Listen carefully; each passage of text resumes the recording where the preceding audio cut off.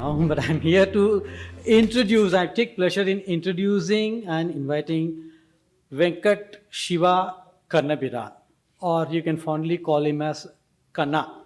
So he is a mechanical engineer by discipline.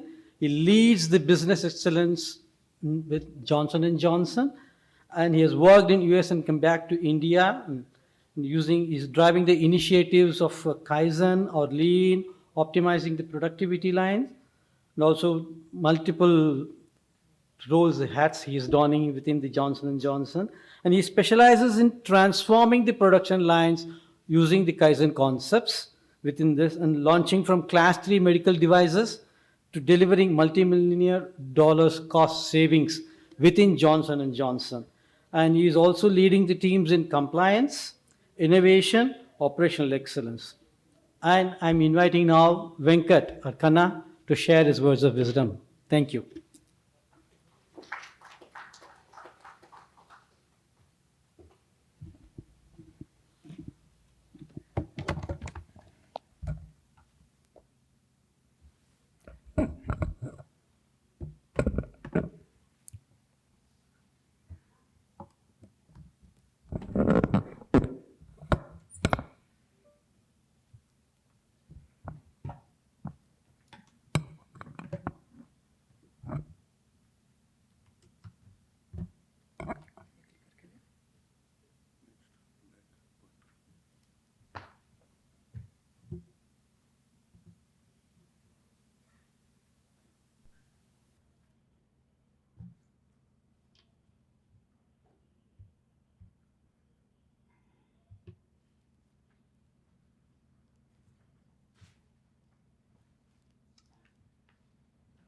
Good afternoon, everyone.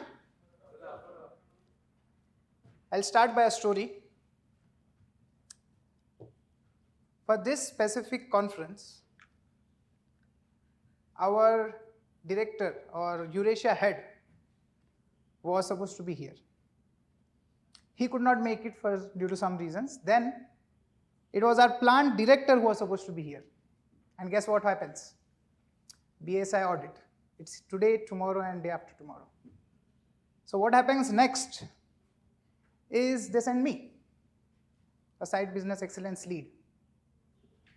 The point that I'm trying to make here is to talk about the leadership at Johnson & Johnson. My leaders, who are Eurasia head, plant director, believed in me, had the confidence in me, and that's why I'm here presenting on behalf of Johnson & Johnson. So that's the first thing that I want to highlight on behalf of Johnson & Johnson. Thank you, Gopal San, for the introduction. My name is not just that long, it's even longer. Okay, being a South Indian, it's a gift that you get. My entire name is Venkat Siva Kannabhiram Chakka. So I say this is not my address, that's my name, okay, and I just go by Kanna. All right? I'm here to talk about our journey, the Kaizen journey. Johnson & Johnson originally has Johnson & Johnson production systems, just like Toyota production systems. But somewhere, I'll go through the slide there, but somewhere we decided, no, we have to do something different. And that's where we got Kaizen Institute collaborating with us. So, what's the first thing that comes to your mind when I say Johnson & Johnson? Baby powder, yes. I was expecting that. But Johnson & Johnson is more than that. I'm going to talk about what we do. In recent years, yes, definitely baby powder is the talk of the story. But we are focusing on healthcare, and these two words are the heart and soul of our day-to-day. We are building product for every provider, for every patient, for everyone in a way that we want our family members to be treated. So these two words, health and care, are the most motivation. Earlier this morning we heard mission is more important than ambition. That's the similar philosophy we have. And if you look at the broader picture, Johnson & Johnson being one of the biggest med device manufacturing company, we are into two domains. innovative medicine and medtech. In medtech, there are 11 or 12 franchises. And one of the franchise, which is wound closure and healing, is what we are a part of. If you look at the global map, wound closure and healing, we have 11 locations. And out of these 11 locations, we are located here in Maharashtra, 5 hours away from Pune, Johnson & Johnson Aurangabad, now Chhatrapati Sambhajinagar. What we do? If you run into an accident or if you have any kind of surgery, you might have seen a needle with a long thread, what we call as sutures. So this site manufactures this needle and suture. And what's our proposition, what's our impact, how we operate? This is just an overview of that. We are Make in India for India. 86% of what we do is supplied in India and the rest are given to our affiliate countries. We make 28 million suture needle combinations a year. That's not the ever highest we did. We did more than that. And we have 483 SKUs with 390 employees who are working. Various technologies, I will not go into that in detail, but state-of-the-art technology we have. Now going back, this journey with Kaizen, where did it all start? Last year around this time, we thought that in order to be sustained in this industry, in order to be one of the top sites, we need to do something differently. And just like in the morning Gopal-san mentioned, we have to do something differently to get different results. That's where our leadership also perceived that there are these things happening in the background. There is unprecedented change. COVID was one of them. Suppliers from Europe are moving out because of the environmental regulations. Geopolitics, Trump is again making our lives difficult. Then cost pressure is always there, inflation. Then capital. Just now Prashant Sharma sir said, a lot of capex is being used to get innovative with our technology, but we have low EE. In that case, what should be done differently? And then we have our portfolio mix and cash flow. So with this in the background, I would like to highlight a story here, and this is the story that specifically our director Murli-san said in our kickoff meeting. He said, if there is a person who eats well, sleeps well, works out every day, reads books, keeps himself up to date on the world, what are the chances of this person not doing well in his life? What do you think? Very minimum? Similarly, what Kaizen does to an industry. This was the exact example used by the leaders at our location. And what it did is it opened our eyes. We won't be able to hit those numbers now if we would have not done something differently in the past.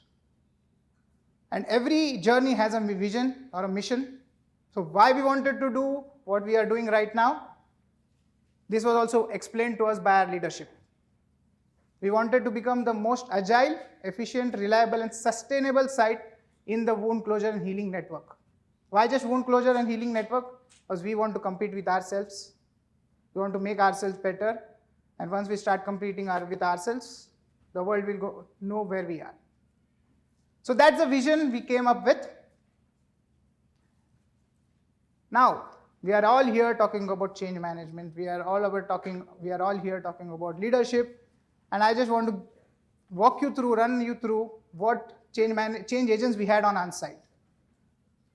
So the steering committee of our journey, Murli-san, and then all our leaders, including our lovely consultant Gopal-san and Atul-san, who have been a part and parcel of this journey. Now we added a flavor to Kaizen journey of Johnson & Johnson. What's that flavor? We introduced something called single point of contacts. We have our steering committee, but we introduced the single point of contacts who were in touch day in, day out with our frontline employees. Earlier you just heard, frontline employees are the areas where rubber hits the road, and we wanted to make sure this knowledge transfer, this transition happens smoothly. So that's why we had this kind of a model developed in our journey. And here are the members. It's not just 1, 2, it's a lot. And when it comes to governance, there is a daily Kaizen that we all have been hearing from the morning. There's a weekly single point of contact meeting that we do, a bi-weekly steering committee, and a monthly Kaizen workshop. This is how our governance has been throughout. Now, there are a few things that I would like to highlight in our journey. This is the whole picture. We started in somewhere around last year, July, August. Earlier in one of the presentations, we heard about ABC by Mr. Grover sir. The A part, antecedent. We are coming up with a big change in a multinational company like Johnson & Johnson, how to make sure people are open, how to make sure people are willing. That's where our leadership got together and tried to come up with this antecedent, which was a book reading workshop. It was very interesting, very innovative. So what we did in book reading workshop, we gave 2 books, The Toyota Way, and you might have read this, and The Machine That Changed the World, to every salaried employee on the site. We did 4 sessions, and we wanted to track, because unless you don't track, you won't improve, you won't have any metric out there. So we took a quiz on the day 1 of this journey, and we saw the results came out to be 71% questions were accurately answered. And on the last day of this workshop, we again did the same exercise, and we found out 84% correct answers. So there was an increase of almost 13% in knowledge of the people, and you will see the same in the results that we were able to obtain in our journey. Now, another thing as an antecedent that we did here was training employees. Now, when I talk about employees, Gopal-san always speaks about gateman to chairman. We did the exact same thing. We trained all the 800 employees, which includes contractual employees. We trained everyone, all the 800 employees. People who don't know any technical skills, people who are security people, people who are housekeeping people, everyone was taught about waste, 5S. Then there is a certain group that we identified who will be part of daily performance management and YY analysis. So we trained them all. We spent 1,300 hours in training them. Why? Because we wanted to make sure this journey that we are starting is a successful journey. And this was the antecedent that our leadership saw and were implemented. Now then, after that, Gopal-san came, Atul-san, Gopal-san. We gave them a laundry list. We said, हमको इतना सही करके चाहिए. And I remember these words till date. Gopal-san said, nope, this is not it. We are not going to catch the fish for you. Rather, we are going to teach you how to fish. That mindset was exactly what our leadership wanted our team members to hear. Because everyone thought, हाँ, हर साल का एक flavor है, कुछ नया लाएंगे, करवाएंगे. But this was not the case. This was not the case, and this impact that this statement had on the people just changed everyone's mind. So post our assessment, this result came out, and all we were trying to focus on 3 things. One was performance management, process simplification, and finally root cause problem solving. And based on that, there were other things that were detailed to us for the roadmap. I won't go in details. I'll skip all this, and then I'll jump to daily Kaizen. Now, what leadership did differently here, unlike all the programs where it's top down, it's given to middle managers and it is told to be driven by them. Here in daily Kaizen, it was totally different. Our leaders used to come to the shop floor and attend the daily Kaizen as if they are someone completely new, not knowing, and they started asking questions to our operators. And two statements that I really loved was the first thing that they said, sir, this daily Kaizen management, daily Kaizen is a structured way of tracking and solving problems. That was the number one statement that they said. And the second thing that they said was, sir, we are doing things that we used to do in a different way to get different results. And this is, trust me, this is someone who is an operator, maybe hardly a 10th or 12th graduate. So that's the impact daily Kaizen had in our shop floor. Now, I want to highlight the B and C part of change management that Grover sir just mentioned earlier, which was behavior and consequence. So our Eurasia head Murli San visited us in the month of Jan. He was there for an entire week, and he had multiple things on his agenda to meet all the leaders, to meet all the project leads to understand where the projects are. But the first thing that he did, absolutely first thing he did, was he went on to the Gamba. He attended a daily Kaizen meeting. And Murli, everyone knows him, he's pretty popular. So as soon as Murli was there, we could see the motivation. We could see, no, this is something real, this is something everyone is invested in, and we need to level up our game. So that day, he attended all the DK meetings, and after he left, every person came to us and asked, why did Murli come? Did we do anything wrong? But it was the other way. He went in, he appreciated, he said everyone that you guys are doing great, and trust me, today, and I have a chart on the next slide, post-January, you will see how our daily Kaizen deployment has just taken a shot. So the red line is what we were targeting. Post-Jan, you can see we are always ahead of the curve. And we are about 50% now that we have covered our journey for daily performance management in our site. And the big thing that came out was the behavior of our leaders. When Murli-san came onto the floor, appreciated the hard work they were doing, the consequence was this. All this was possible because of our leadership being invested in this journey. I have a snapshot of all the projects that we are doing, but before I go into this summary, I would like to tell you a story again.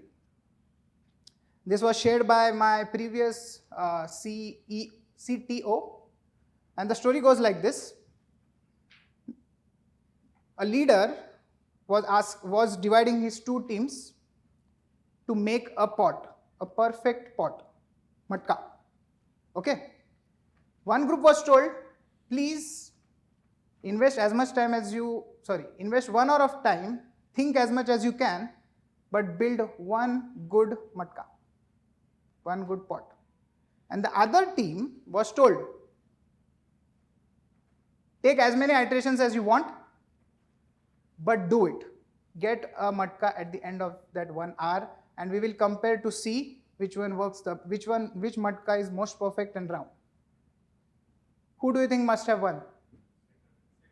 Exactly. Exactly what happened was the second matka or the second group won the competition. Why I'm telling you this story is these projects, initially we were doing, I'm not saying we were not doing, we were always doing lead time, we were always trying to improve our OE, we were always trying to reduce our repeated NCs. But this time we said no, we are not investing time in discussions. Earlier, if you remember, Gopal-san said about PDCA, plan, discuss, confuse, abandon. Somewhere or other there was some flavor of it. So now we started to pass this message on. The leadership has been pushing us to do the job, fail, learn, proceed. So 2 projects were dropped, unfortunately, because we thought, because we found out that these were something external, we could not control or influence, so we had to drop this. And there are a lot of horizontal deployed projects which are not shown here, but that's how the project journey has been with us so far. We did multiple other activities. I'm just going to fly through them. Value stream mapping. Then Kaizen promotion office. This was something new for us. As a multinational company like Johnson & Johnson, trust me, it's pretty hard to get even a desk, a new desk or an assigned desk for a person. And in such world, we were able to get an office for ourselves.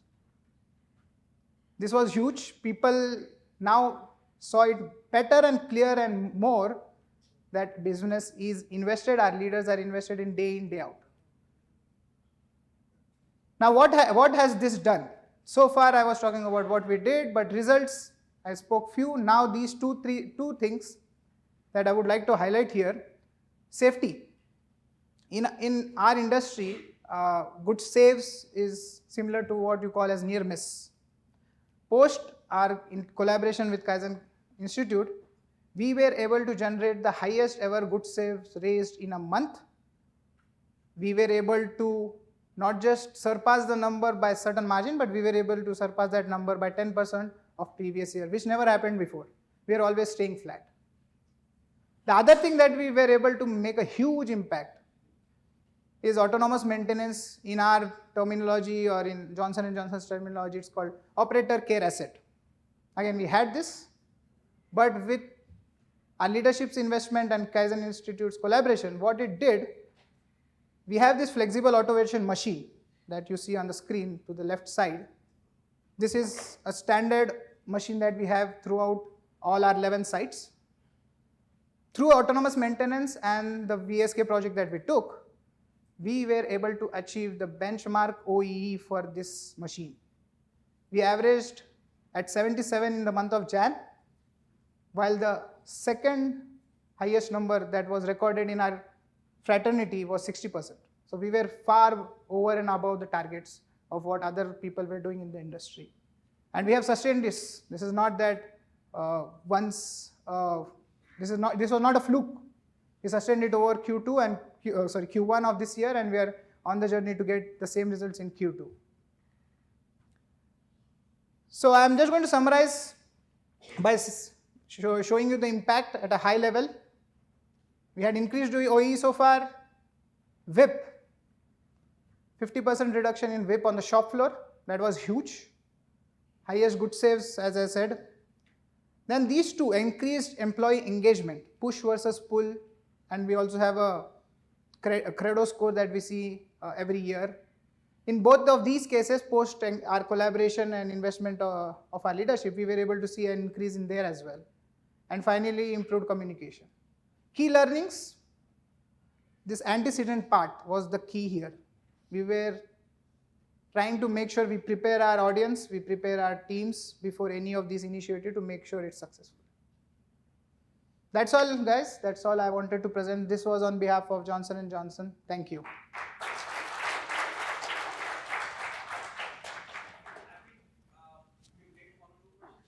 Sure.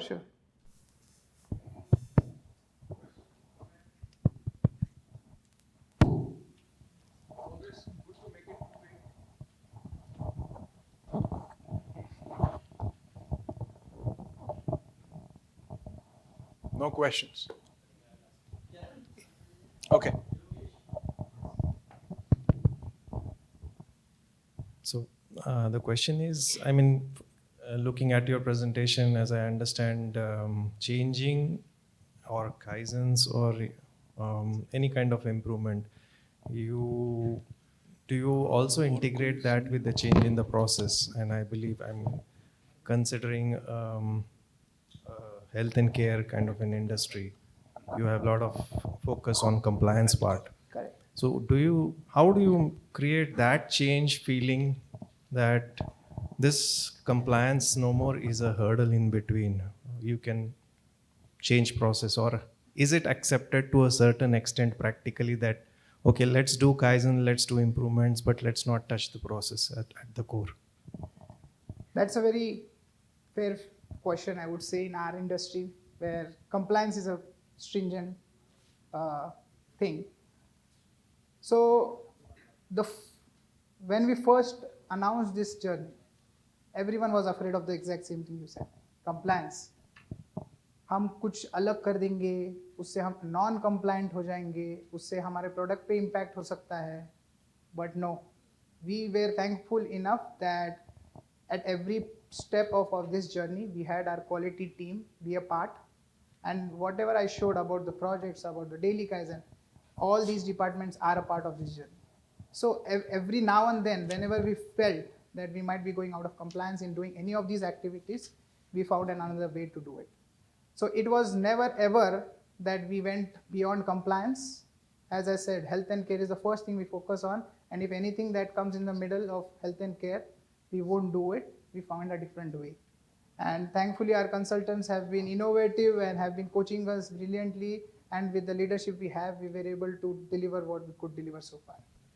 And when we face that and when we find the way, then we have more ways to find, right? Right, Yeah. exactly. Thanks. And what we found successful is if even quality, when we are having them in our journey, whenever we had our leadership explain the why part, whenever they understood the purpose of what we were doing, it was very easy to make that change happen. If not, as you rightly mentioned, there is always compliance resistance coming up. So, Thank you. I just wanted to, I am recalling what Mr. Pankaj Patel, the chairman of Zydus Cadila, mentioned when in one of the meetings when this transformation had started.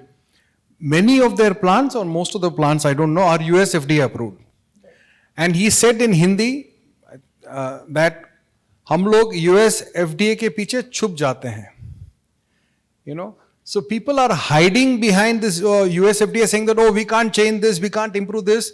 He says, there is a way to change. There's validation, there is maybe an effort, but you can't keep hiding under this standard, that compliance, and not keep changing. So that is what it is. Thank you. I would request Mr. Arvind Kulkarni. Yes, you have a question, please. Yeah.